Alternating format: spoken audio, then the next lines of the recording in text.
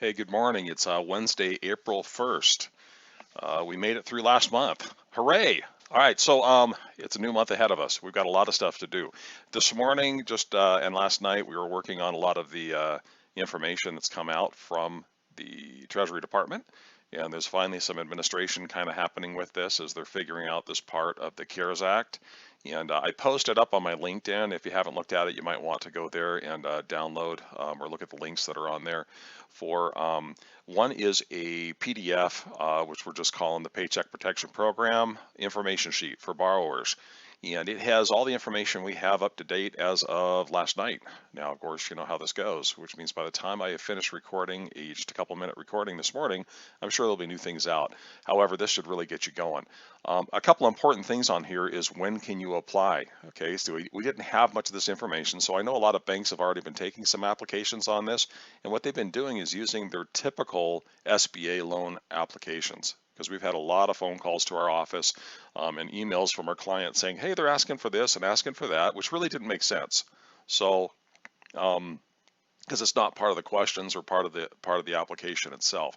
There is an application out now for it though, so the banks will have that this morning and start processing that. Some of them may have had it late last night.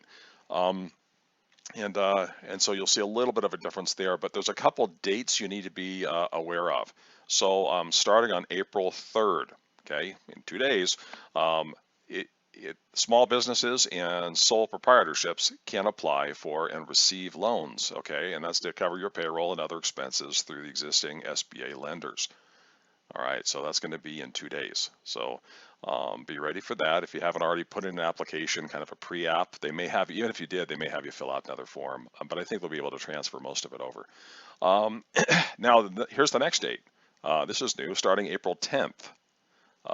Independent contractors and self-employed individuals can apply for and receive loans to cover their payroll and other certain expenses through existing SBA lenders. Whew, good. There is a provision here for the independent contractor and self-employed. Fantastic. So on the 10th, April 10th, you have a little bit longer to wait. Okay. There's also a note in this that just says other regulated lenders will be available to make these loans as soon as they are approved and enrolled in the program. We talked about that this last week or a couple days ago. It seems like every day is another week right now. Is that they are very quickly getting other lenders in line to be able to do this. They started out with about 1,400 lenders that were on the program for the SBA loans, and they are opening up the door there. So you may see all sorts of things. With that being said, be careful.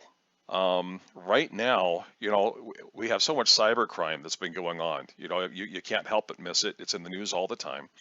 And right now is a easy time for a predator out there, a cyber predator, to try to come after you as a business owner. Please be careful. That's one of the reasons that we're also even putting out this information as to what's required for this loan. I would go to somebody. I wouldn't have, unless you have a relationship with that person. If somebody called me trying to offer me this loan, I would be very, very leery. That's just a tip that we're giving our clients as well, because we know that those predators are going to be out there trying to grab information and try to defraud us when our defenses are down. So be careful on that. Read the information I've been sending. I'm not, I've told my staff I don't want to spam all of our clients. It's the last thing I want to do. I know my email box is completely full of all sorts of things saying COVID-19, coronavirus. There's probably 50 of those emails for every one actual email that I need to read. So we're trying not to spam you. If something comes from BBSI, you'll know that it's something that we've screened, that we've looked at, that's important, or something that we're putting out to our clients. The things I've been posting up on my LinkedIn are a lot of those as well, just because it's an easy reference spot to be able to go to and grab stuff. And if you have any questions, please go ahead and message me on LinkedIn or give me a holler if you're one of my clients, of course. And we'd love to help you. All of our offices throughout the United States, the BBSI offices, we're going through these things together as teams. We're on task forces, and we have regular daily and sometimes 2 or 3 times a day conference calls together to update on what's going on so that we know how to best serve our clients and to serve you. Hopefully you're navigating through this well. But again, just take a look at the fact sheet, and the information's in there. But again, April the 3rd is going to be for small businesses to apply. And on April 10th is when all of you independent contractors and self-employed individuals are going to be able to apply for these loans. And the process is pretty dang simple.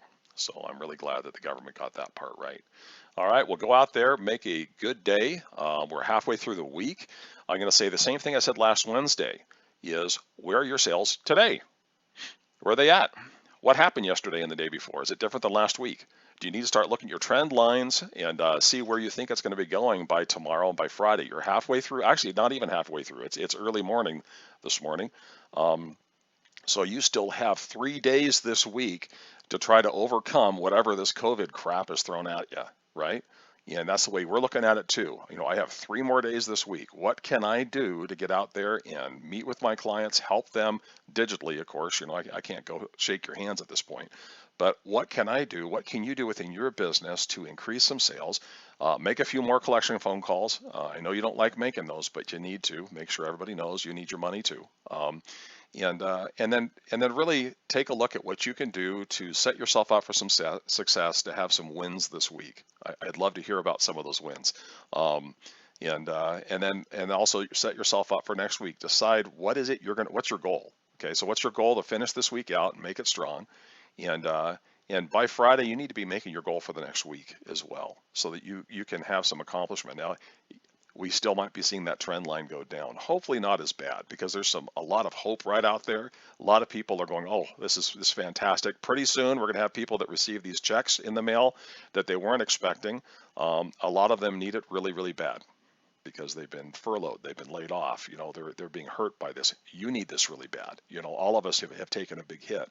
But there are going to be a lot, and I mean a lot, of people out there that receive these checks for their families, anywhere from $1,200 to $3,500, $4,000, depending on how many kids you have, that are still getting paid. Their economy has not changed at all. And so they're going to have this big cash infusion. Where are they going to spend that? So depending on your business, get prepared, get looking for that. And maybe there's some new opportunities there on the retail side, right? Take a look at what that might mean for you. But I'm excited. We're not even halfway through the week. It's Wednesday morning, so you still have, again, 3 days. Let's make them count.